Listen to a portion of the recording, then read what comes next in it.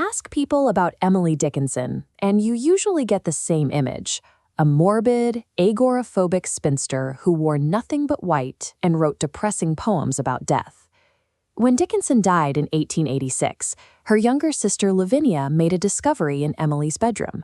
Tucked away in a locked chest were nearly 1,800 hidden, unpublished poems. 4 years later, the first printed collection of her poetry hit the market. It was a massive commercial hit. The mysterious woman from Amherst became an overnight sensation, and the public devoured her work. The celebrated, widely read genius the 19th century public fell in love with was a manufactured lie. After Dickinson's death, control of her massive manuscript vault fell to two early editors, Mabel Loomis Todd and Thomas Wentworth Higginson. These editors took heavy liberties with her original writing to fit the era's polite literary standards. They slapped formal titles onto untitled poems. They stripped out her unique punctuation, replacing it with conventional commas and periods. They even fixed what they considered to be incorrect grammar. If a rhyme felt slightly off or jarring, they smoothed it out. The goal was to make the poetry palatable for Victorian readers. Doing so stripped the work of its revolutionary edge. To understand what Dickinson was actually doing, we have to bypass those early published books entirely. We have to reverse the redaction and look at the raw, uncensored manuscripts she left in that chest. Inside that chest, Dickinson had meticulously organized her work into fascicles, 40 small, hand-sewn manuscript books. Because she bound them herself, these booklets preserve her exact original intent. Look at this side-by-side text comparison of her poem about a snake in the grass.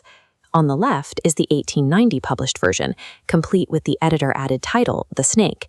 On the right is Dickinson's raw, original text. Notice how she litters the page with dashes of varying lengths. Early editors thought these were sloppy mistakes. They were actually musical beats and visual cues, placed there intentionally to control the reader's pacing and breath. She capitalized common nouns to give them weight and personality. She frequently used slant rhyme, words that almost rhyme but not quite, like room and brim. She prioritized powerful, unexpected imagery over strict, predictable rules. Decades later, a literary movement called modernism would adopt these exact techniques: elliptical phrasing, fragmented mechanics, and broken rhythms. Dickinson was inventing them in the 1860s.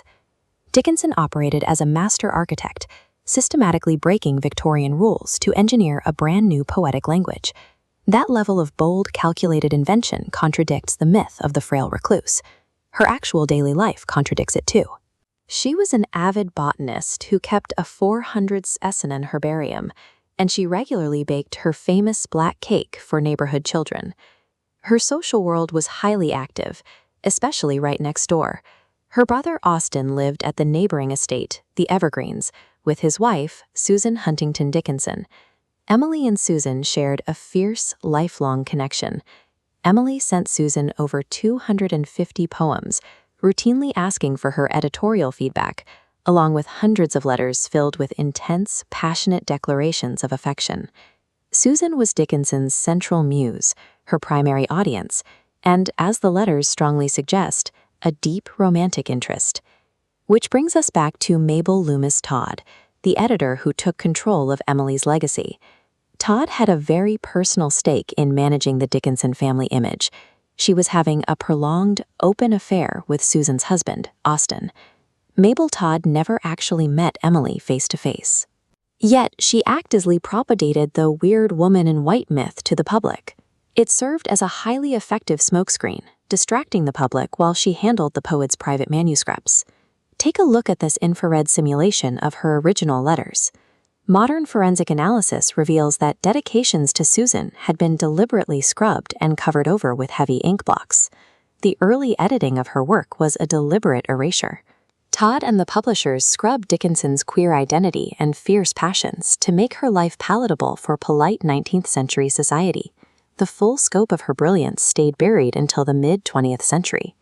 In 1955, and again in 1981, scholars finally released unedited variorum editions, returning the text to the exact state Dickinson left it in. Today, we can read the poems exactly as they were meant to be read: chaotic, heavily dashed, aggressively untitled, and radically honest. Modern culture no longer views her as a fragile, fearful victim of her era. She is recognized as an uncompromising pioneer who fractured the rules of English literature. Dickinson refused to compromise her voice for an unready world.